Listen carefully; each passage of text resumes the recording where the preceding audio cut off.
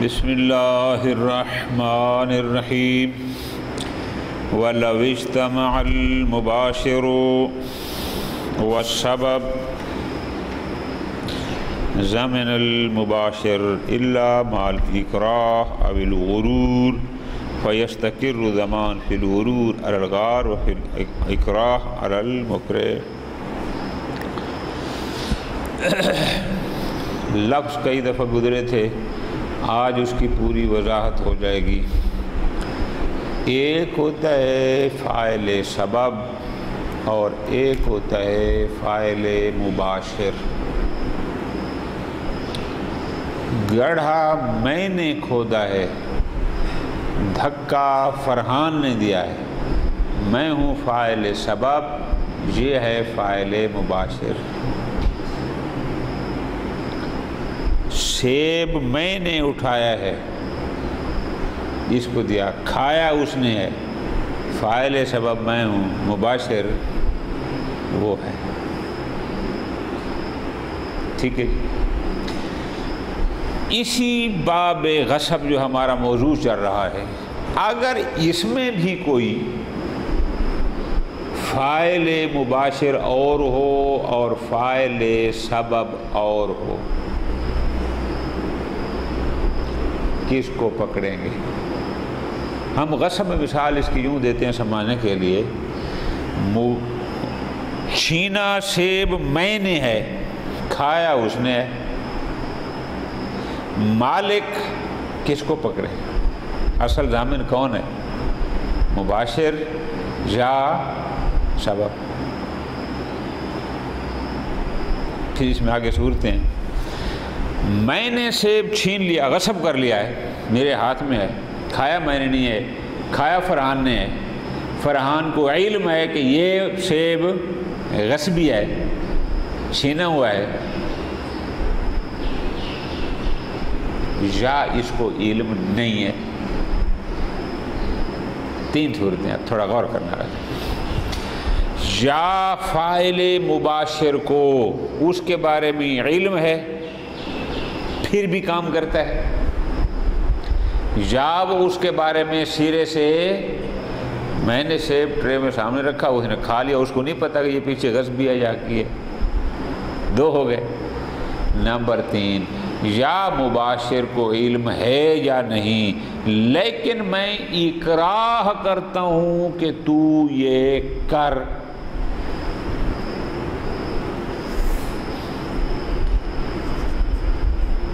مزیدار مسئلہ ذرا غور کرنا ہے۔ اب اگر فاعل مباشر عالم ہے کہ یہ مال غصبی ہے،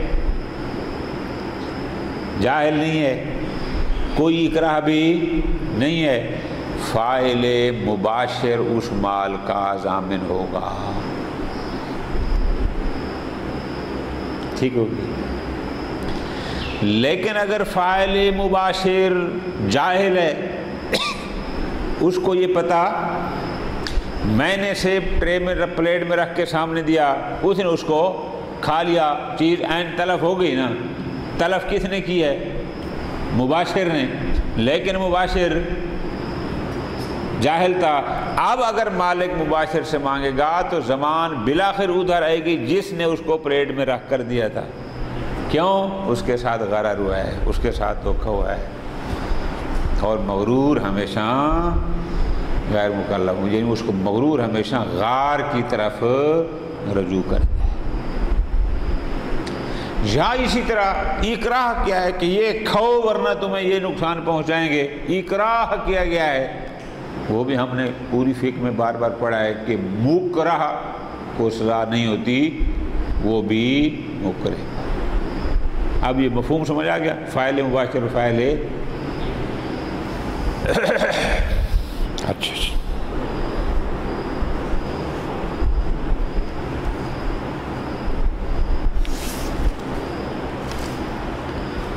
اب ذرا توجہ کرنا میری جان، ایک جملہ ہے بڑا قیمتی ہم سے مربوط، وہ یہ ہے، اگر دو بندے ہیں، ایک فاعل مباشر ہے، ایک فاعل سبب ہے، لیکن اس فعل کا تعلق مال سے ہے، پھر تو حکم یہی ہے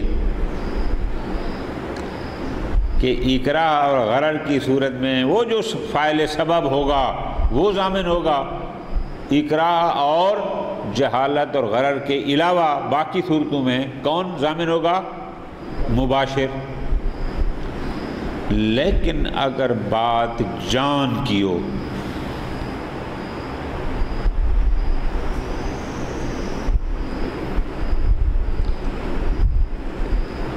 پسٹل میں نے دیا، کہا فرحان کو ہے تو فائر مار، اب میں اس کو اکراہ کرتا ہوں چاہے نہیں کرتا، نقطہ سمجھ آیا کہ نہیں آیا؟ چاہے یہ اس بات کا علم رکھتا ہے کہ اس بندے کا خون حرام ہے، تو چاہے نفس جان کے معاملے میں ہمیشہ فاعل مباشر ہی ضامن ہوگا۔ کتاب القصاص انشاءاللہ آپ لوگ 6 میں جب پڑھیں گے وہاں مجھے کہتے ہیں ہر شے میں تکیہ ہے، ہر شے میں اکراہ ہے، الا القاتل، انسانی جان کے بارے میں کوئی اکراہ نہیں۔ علامہ اخترباس رحمۃ اللہ علیہ کا ایک جملہ تھا، وہ کہتے ہیں اگر تمہیں کوئی کہے فلاں کو مار ورنہ تمہیں مار دیں گے، وہاں خود مار جاؤ، کسی کو نہ مارو۔ یہ مطلب ہوتا ہے لا اکراہ فی القتل لا تقیۃ فی الدماء، اس کا مطلب یہ ہے۔ ایک بندہ گن لے کر آپ کے سر پر کھڑا ہوا ہے، کہتا کیا ہے؟ فلاں کو مار ورنہ تمہیں مار دوں گا۔ اب اسلام کہتا ہے اپنی جان بچانے کے لیے کسی کی جان لینا، یہاں اکراہ ختم۔ اگر آپ اپنی جان بچانے کے لیے کسی کو ماریں گے، وہی مباشر سے قصاص لیا جائے گا۔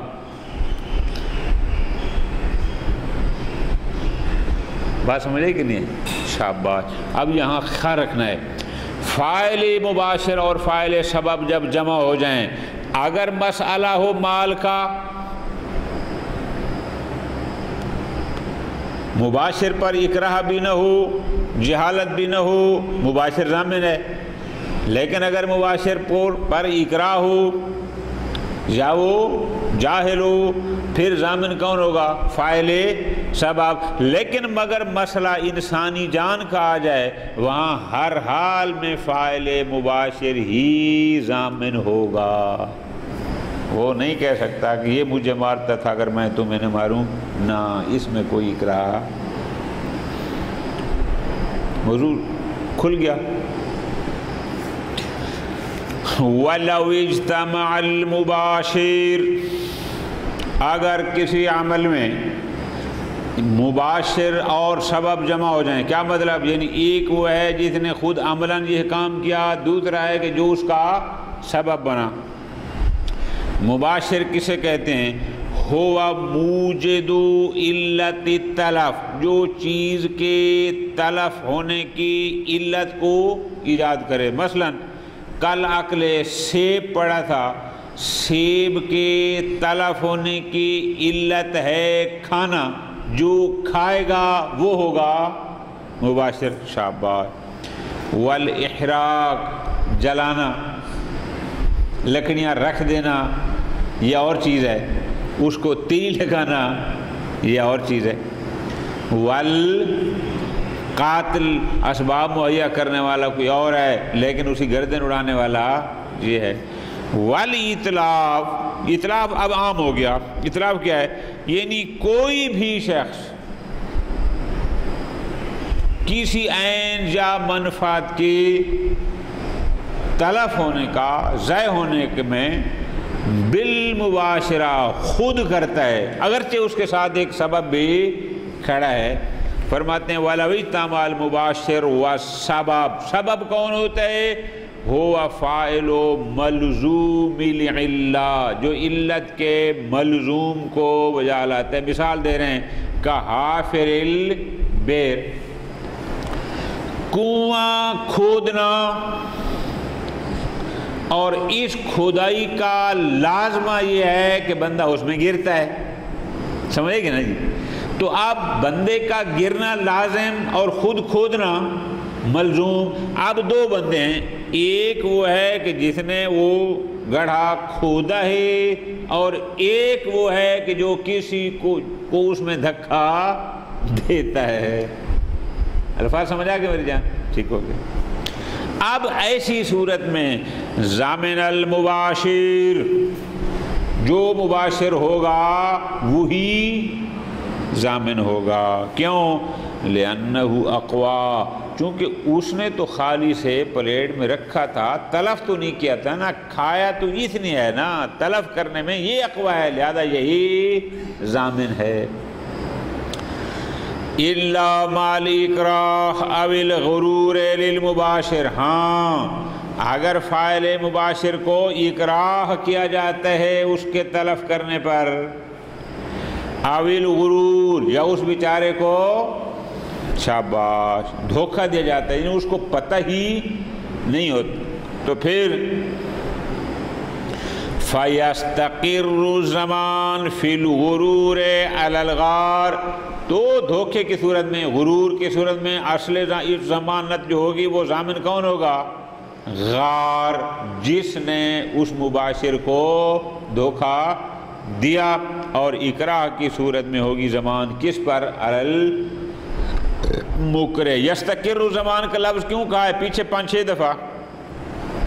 اگر مباشر کو وہ مالک پکڑے بھی صحیح یا صحیح تو مباشر پھر رجوع کرے گا اسی مکرہ یا غار کی طرح، تو بالآخر زمان اسی پر جا کر مستقر ہوگی۔ کیوں؟ لضعف المباشر بہما، چونکہ اکراہ اور غرر کی صورت میں فاعل مباشر ضعیف ہے۔ فکون السبب اقوا، اور جو فاعل سبب ہے، نکتہ سمجھا نا؟ آپ میرے پاس آئے مہمان، میں نے پلیٹ میں آپ کو سیب اور چھری رکھ کے دی، جناب اس کو کھائیں، اب آپ کو پتہ نہیں ہے کہ یہ غصبی ہے، تو سبب اقوا ہو گیا نا، مباشر تو ضعیف ہو گیا۔ شاباش۔ مثال کمن قدمت طعاما الی المغرور، کھانے کی کوئی چیز تھی غصبی تھی، اس نے اٹھا کے ایک آنے والے مغرور کے سامنے رکھ دی، فآکلہ، اور وہ اس کو کھا گیا، اس کو نہیں پتا کہ یہ طعام پیچھے غصبی تھا۔ فقرار الزمان علی الغار، تو اصل ضمانت کس پر ہوگی؟ غار پر۔ فیرجع المغرور علیہ لو ضمنا، اگر مال مغرور کو پکڑتا ہے، مباشر کو پکڑتا ہے کہ تو ضامن ہے، تو نے کہا ہے، تو ظاہر ہے وہ رجوع کرے گا کس کی طرف؟ غار کی طرف، نتیجہ زمان اسی پر جا کر مستقر ہوگی۔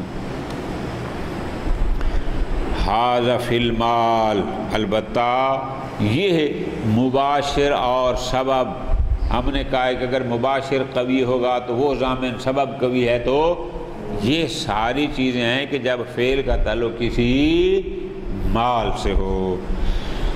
اما فی النفس، لیکن اگر مسئلہ جان کا ہو، روح کا ہو، قتل کا ہو، فَيَتَعَلَّقُ بِالْمُبَاشِرِ مُطْلَقًا، چاہے اکراہ ہو، چاہے جہل ہو، چاہے علم ہو، ہر حال میں ضامن وہی مباشر ہوگا۔ ٹھیک ہے جی؟ لیکن ہونا یحبس الامر حتی یموت، البتہ اگر، غور کیا جان، زید نے بکر کو مجبور کیا ہے کہ وہ عامر کو فائر مارے، اور بکر اگر عامر کو فائر مارتا ہے تو قصاص بکر سے ہوگا، لیکن وہ پیچھے سبب جس نے مجبور کیا تھا اس کو بھی چھوڑیں گے نہیں، عمر قید اس کو بھی ہوگی۔ یحبس العامر، اور جس نے عمر کیا تھا قصاص اس سے نہیں ہوگا، قصاص اسی سے ہوگا جس نے اس کو مارا ہے، لیکن عامر کو بھی حبس کیا جائے گا حتی یموت، جس کو ہم کہتے ہیں عمر قید۔ ٹھیک ہو گیا جی، ختم۔ اب آگے ایک مسئلہ ہے، وہ مسئلہ یہ ہے، ایک شخص اپنی زمینوں کو پانی دے رہا ہے، اپنے گھر میں کسی دیوار کو پانی لگا رہا ہے وغیرہ وغیرہ، او اجج نارا فی ملکہ، یا اپنی ملکیت میں وہ آگ جلاتا ہے، جیسے ہمارے دیہاتوں میں ہوتا ہے، ایک فصل ختم ہوتی ہے تو وہاں اس کو آگ لگا دیتے ہیں، پھر نئے ہل چلاتے ہیں علاقے میں۔ اب یہ مسئلہ ہے، اگر کوئی بندہ پانی دیتا ہے اپنی زمین میں لیکن نقصان ہو جاتا ہے ساتھ والے کا، اگر کوئی بندہ آگ جلاتا ہے اپنی زمین میں اپنی ملکیت میں لیکن نقصان ہو جاتا ہے ساتھ والے کا، کن کن صورتوں میں یہ بندہ اس کے نقصان کا ضامن ہوگا؟ موضوع سمجھ آ گیا؟ ایک شخص، میں اپنے گھر میں بیٹھا ہوں، اپنے گھر میں آگ جلائی ہوئی ہے، لیکن وہ آگ دوسرے کے گھر میں کوئی نقصان کر دیتی ہے، تو کن صورتوں میں اس کے نقصان کا ضامن ہوگا، کن صورتوں میں ضمان نہیں ہوگی؟ یہ مسئلہ طولانی ہے کیونکہ شہید اول کی بھی اس میں مختلف نظریات ہیں۔ اب ذرا غور کرنا ہے، یہاں کیا فرماتے ہیں، اگر کوئی بندہ اپنی ملکیت میں پانی لگاتا ہے، اپنی ملکیت میں آگ جلاتا ہے، تو جو فرما دی نا، خوب پہلی شرط، اگر وہ پانی یا آگ اس کی ضرورت سے زیادہ بھی نہیں تھی، یعنی جتنی اس کو آگ جلانی چاہیے تھی، ضرورت تھی، اس نے اتنی جلائی، یا جتنا پانی اس کو دینا چاہیے تھا اس نے اتنا ہی دیا، ایک۔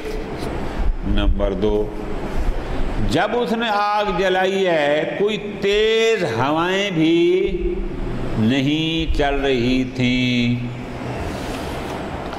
اس کے باوجود بھی دوسرے کا نقصان ہو جاتا ہے، فلا ضمان۔ کیوں؟ الناس مسلطون علی اموالہم، میں بیٹھا ہوں اپنے گھر میں، میرے جتنی مجھے ضرورت تھی میں نے اتنی ہی آگ جلائی ہے، کوئی ہوا بھی تند و تیز نہیں تھی، ایک روٹین کی جیسے ہوا ہوتی ہے اس حد تک ہے، لیکن اس کے باوجود بھی اگر وہ شرائط کر جاتی ہے غیر کی طرف اور اس کا کوئی نقصان دیتی ہے، فلا ضمان۔ ٹھیک ہو گیا؟ لیکن اگر مفہوم مخالف، جتنی ضرورت تھی اس سے زیادہ آگ جلا لی،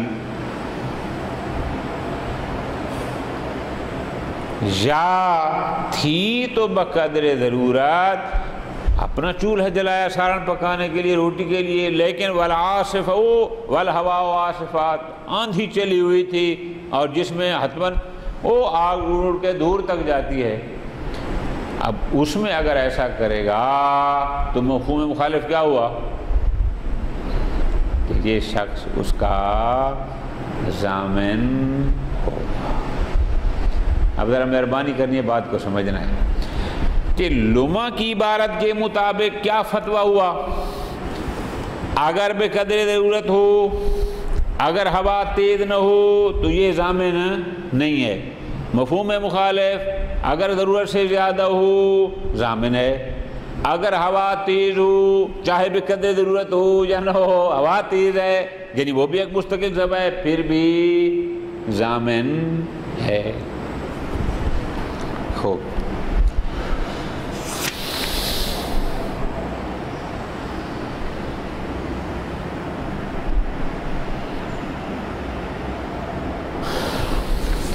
چلو اگلی بات بعد میں کرتے ہیں۔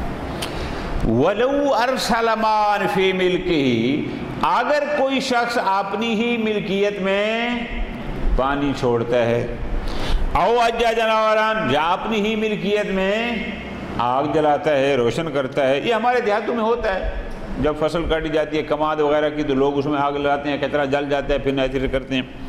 خوب اپنی ملکیت میں اس نے پانی چھوڑا یا آگ جلائی، فسرا الی الغیر، اور وہ پانی یا آگ سرایت کر گئی دوسرے کی ملکیت میں، فافسدا، دوسرے کی بھی ملکیت کو خراب کر دیا، یعنی اس کا بھی کوئی نقصان ہو گیا۔ فلا ضمان علی الفاعل، جس نے اپنی ملکیت میں آگ جلائی ہے، پانی چھوڑا ہے، یہ ضامن نہیں ہے مگر دو شرطوں کے ساتھ۔ کون سی؟ نمبر 1، الا لم یجد فی الماء والنار، بشرطے کہ وہ پانی اور آگ اس کی ضرورت سے زیادہ، یعنی جتنی اس کو ضرورت تھی اتنی آگ جلائی، جتنا اس کو پانی چاہیے اتنا ہی اس نے چھوڑا۔ ایک، وَلَمْ تَكُنِ الرِّيحُ فِي صُورَةِ الْإِحْرَاقِ آصِفًا، اور اگر آگ نے آگے جلایا ہے تو جب اس نے آگ جلائی تھی اس وقت ہوا بھی آصفہ، یعنی کوئی تند و تیز نہیں تھی، جس کو ہم کہتے ہیں اردو میں کوئی آندھی شاندھی بھی نہیں چل رہی تھی، روٹین تھی۔ اچھا، بِحَيْثُ عَلِمَ أَوْ ظَنَّ التَّعَدِّيَ الْمُوجِبِ، تاکہ اتنی تیز کہ اس کو یقین ہوتا کہ اب اگر میں نے آگ جلائی تو یقیناً یہ دوسرے گھر تک پہنچ جائے گی، یا اس کو کم از کم علم نہیں تو ظن تعدی ہوتا کہ اس سے کسی کو نقصان ہوتا ہے، نہیں، اس قسم کی کوئی ہوا نہیں تھی۔ یہ ضامن نہیں ہے، کیوں؟ اس لیے کہ الناس مسلطون علی اموالہم ولہم الانتفاع بہا کیفا شاؤ، لوگ اپنے مال پر مسلط ہیں، جیسے چاہیں ان سے، ٹھیک ہو گیا۔ ہاں نعم، لو زاد عن قدر الحاجہ، لیکن اگر پانی ضرورت سے زیادہ چھوڑتا ہے یا آگ ضرورت سے زیادہ چاہتا ہے، فَالزَّائِدُ مَشْرُوطٌ بِعَدَمِ ضَرْبِ الْغَيْرِ، تو زیادہ اس صورت میں اس کے لیے جائز ہوگا جب اس کو یہ ظن ہو، علم ہو، یا کم از کم ظن ہو کہ چاہے میں ضرورت سے زیادہ چھوڑوں گا پھر بھی بعدم ضرر، کسی کو کوئی نقصان نہیں ہوگا۔ کیوں؟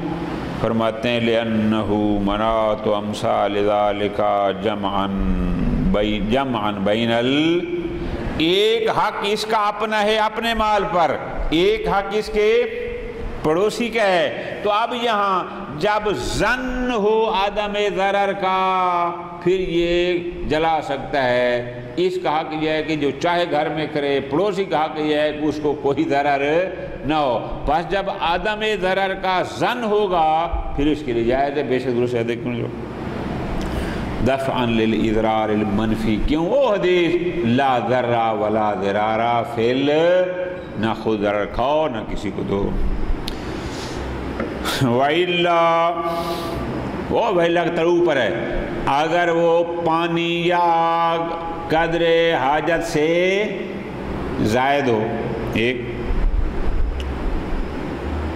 پھر یا ہوا تیز ہو، ضامنہ، یہ بندہ ضامن ہے۔ ٹھیک ہو گیا؟ ظاہر العبارت ان زائد عن قدر الحاجت یضمن بہ وان لم یقترب بظن التعدی۔ شہید کی بارے سے کیا لگتا ہے کہ اگر بندہ اپنی ضرورت سے زیادہ پانی چھوڑتا ہے یا آگ جلاتا ہے، چاہے اس کو ظن تعدی ہو چاہے نہ بھی ہو، پھر بھی یہ بندہ ضامن ہے۔ کیوں؟ انہوں نے سیدھا کہا ہے کہ اگر ضرورت کے مطابق ہے تو عدم ضمان وَإِلَّا ضَامِنَا۔ اب انہوں نے یہ نہیں لکھا کہ آیا اس کو ظن ہو تعدی کا یا نہ ہو، اس کا مطلب ہے ہر حال میں ہے۔ وَقَضَى مَا ثِرِّ، اسی طرح فرماتے ہیں، انہوں نے کیا کہا ہے کہ اگر ہوا تیز ہو نہ ہو تو ضامن نہیں ہے، وَإِلَّا ہوا تیز ہو تو ضامن ہے۔ اب وہاں بھی یہ قید نہیں لگئی کہ آیا اس کو تعدی کا ظن تھا یا نہیں تھا۔ وَإِنِ اقْتَصَرَ عَلَى حَاجَتِهِ، اور اگرچہ وہ اپنی عبارت میں ذرا گنجلک ہے کہ انہوں نے کیا کہا ہے، اگر ہوا تیز ہو تو وہ ضامن ہے، ان شرطیہ نے بس لیا بے شک اس نے اپنی ضرورت کے مطابق بھی آگ کیوں نہ جلائی ہو. اگر ہوا تیز ہے تو یہ ضامن ہے. عبارت سے یہ لگتا ہے کیوں؟ لِكَوْنِهِ مَظَنَّةً لِلتَّعَدِّي، اس لیے کہ جب ہوا تیز ہے بے شک آگ تھوڑی سی کیوں نہ ہو تو زن تو ہے نا کہ شاید اڑ کے کسی اور کی چنگاری جائے اور اس کا نقصان کر دے. پس فرماتے ہیں فَعَدَمُ الزَّمَانِ عَلَى هَذَا مَشْرُوطٌ بِأَمْرَيْنِ، شہید اول کی اس عبارت کے مطابق یہ بندہ اس صورت میں ضامن نہیں ہوگا کہ جب دو چیزیں ہوں. نمبر ایک عدم الزیادت عن الحاجہ، ضرورت سے زیادہ بھی نہ ہو. نمبر دو وعدم ظہور سبب التعدی، اور کوئی ایسا سبب بھی اس کے سامنے نہ ہو کہ جس سے تعدی کا کوئی امکان ہو، مثل ہوا کے. اگر کوئی ایسا ہے پھر ضامن ہوگا. فمدن تفا، اگر یہ دو شرائط نہیں ہوں گی یا ان میں سے کوئی ایک بھی نہیں ہوگی، ضامنہ، یہ بندہ ضامن. تھوڑی سی توجہ میری جان لکھنی ہے. یعنی آگ جلانے کی صورت میں اگر ہوا تیز ہے تو بس یہ ضامن ہے، ولو تعدی کا اس کو زن تھا چاہے نہیں تھا. ختم. وَمِثْلُهُ فِي الدُّرُوسِ، تقریباً اسی قسم کی عبارت ہے شہید اول کی دروس میں. إِلَّا أَنَّهُ اعْتَبَرَ عِلْمَ الْمُتَعَدِّي، لیکن وہاں یہ شرط نہیں لگائی، وہاں سیدھا سیدھا کہہ دیا کہ اگر اس بندے کو تعدی کا علم تھا کہ اگر میں یہ آگ جلاؤں گا تو یہ آگے پھیلے گی اور پھر بھی جلاتا ہے تو پھر ضامن ہے. وہاں علم بالتعدی کی شرط لگائیے. وَلَمْ يَكْتَفِ بِالظَّنِّ، اور خالی ظن پر بھی اکتفا نہیں کیا کہ جب علم ہو کہ یہ ہوگا. وَلَمْ يَعْتَبِرِ الْهَوَىٰ، اور ہوا تیز ہے یا نہیں ہے اس کو بھی شرط قرار نہیں دیا. پس فَمَتَى عَلِمَهُ، اگر ایک شخص کو اس بات کا علم ہے کہ میرے آگ جلانے سے یہ آگے تعدی کر جائے گی، وَإِن لَمْ يَكُنْ هَوَىٰ، چاہے ہوا نہ بھی چل رہی ہو، اگر علم بھی تعدی ہے تو ضامنہ، یہ بندہ ضامن ہے. وَإِن لَمْ يَزِدْ عَنْ حَاجَتِهِ، چاہے وہ اپنی ضرورت سے زیادہ، یعنی اس نے نہیں جلایا پھر بھی ہے. شہید ثانی کہتے ہیں فَبَيْنَهُمَا مُغَايَرَةٌ، دروس کی عبارت اور لمحہ کی عبارت میں وہاں کیا کہتے ہیں کہ معیار ہے علم بالتعدی، چاہے وہ بقدر حاجت ہو چاہے ہوا بالکل نہ بھی ہو، علم بالتعدی ہے تو ضامن ہے. یہاں کیا کہتے ہیں اگر بقدر حاجت ہے تو ضامن نہیں ہے، ہوا تیز ہے تو ضامن ہے، نہیں ہے تو ضامن مغایرہ، یعنی دونوں عبارتیں مختلف. وفی بعض فتاوی اعتبر فی الزمان، اور بعض فتاوی میں شہید اول نے اس شخص کے ضامن ہونے کے لیے تین چیزیں ذکر کی ہیں کہ اگر ان تین میں سے کوئی ایک ہوگی تب ضامن ہوگا. اچھا کون سی؟ نمبر ایک مجاوزت الحاجہ، اپنی ضرورت سے تجاوز کرے، یعنی جتنی ضرورت تھی اس سے زیادہ کیا پھر بھی ضامن ہے. او عصف الہوا، یا ہوا تیز تھی پھر بھی ضامن ہے. یا غالبۃ الظن بالتعدی، اگر اس کو اس کی تعدی کا ظن غالب تھا یہ پھر بھی ضامن ہے. وَاعْتَبَرَ جَمَاعَةٌ، کچھ بزرگان جن میں سے فاضلان یعنی محقق ہلی اور علامہ ہلی رحمۃ اللہ علیہ بھی ہیں، وہ کیا کہتے ہیں وَاعْتَبَرَ فِي الزَّمَانِ اجتماع الامرین معاً. توجہ میری جان، وہ کہتے ہیں نانا دو چیزیں بیک وقت ہوں گی تو یہ ضامن ہوگا، فقط ایک زمان کے لیے کافی نہیں ہے. اچھا وہ کون سی ہیں؟ وہ یہ ہیں مجاوزت الحاجہ و ظن التعدی او العلم بہ، اپنی ضرورت سے تجاوز بھی کرے اور اس آگ یا پانی کے تعدی کا علم یا ظن بھی ہو تب یہ شخص ضامن ہوگا۔ فَمَتَنْ تَفَاہَدُهُمَا، اگر ان میں سے کوئی ایک چیز بھی نہ ہوئی فلا، کیا مطلب؟ ظن تعدی ہے لیکن اپنی ضرورت سے تجاوز نہیں کرتا، یا ضرورت سے تجاوز کرتا ہے لیکن ظن تعدی نہیں ہے، ان بزرگان کے نزدیک فلا ضمان، یہ شخص ضامن نہیں ہے۔ اچھا، شہید ثانی وَهَذَا قَوِيٌّ، میرے نزدیک بھی دلیل یہی مضبوط ہے، یہی قول قوی ہے، اگرچہ احوط وہی پہلا قول ہے۔ یعنی کون سا؟ وہ جو شہید اول نے 3 کہے تھے نا، مجاورۃ الحاجہ، آگے کیا تھا؟ ظن التعدی اور اسفل ہوا، اگرچہ احتیاط اسی میں ہے تاکہ دوسروں کو بھی نقصان سے بچایا جا سکے۔ صلی اللہ علیہ محمد وآلہ محمد۔